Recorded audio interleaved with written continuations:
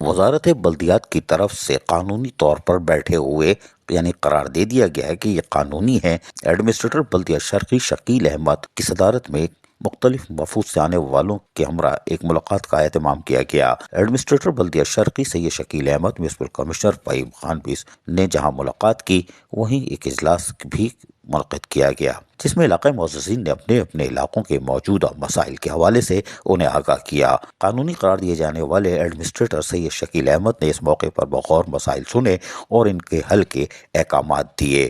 انہوں نے علاقائی معززین سے بات چیت کرتے ہوئے کہا کہ مرحلہ وار بلدیاتی مسائل کو دور کرنے کے لیے دستیاب وسائل میں رہتے ہوئے اقدامات کیے جائیں گے۔ کوشش ہوگی کہ معمول کے کاموں کو معمول پر لانے کے ساتھ جو مسائل فوری دور کیے جا سکتے ہیں انہیں فوری دور کیا جائے۔ ضلع شرقی کو بلدیاتی سہولیات سے آراستہ ضلع بنانا اولین ترجیح ہے۔ قانونی قرار دیے گئے ایڈمنسٹریٹر بلدیہ شرقی شکیل احمد نے کہا کہ ضلع شرقی کی بہتری کے لیے علاقائی معززین کا تعاون درکار ہوگا۔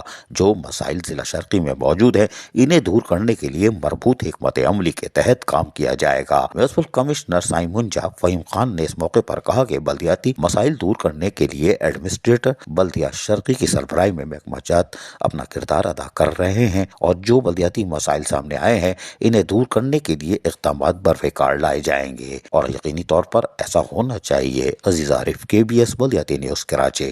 ایسی ہی خوبصورت ویڈیوز فیوچر میں حاصل کرنے کے لیے ریڈ بٹن پر کلک کر کے اور بیل آئیکن کو پریس کر کے ہم سب کے سبسکرائبر بننا مت بھولیے۔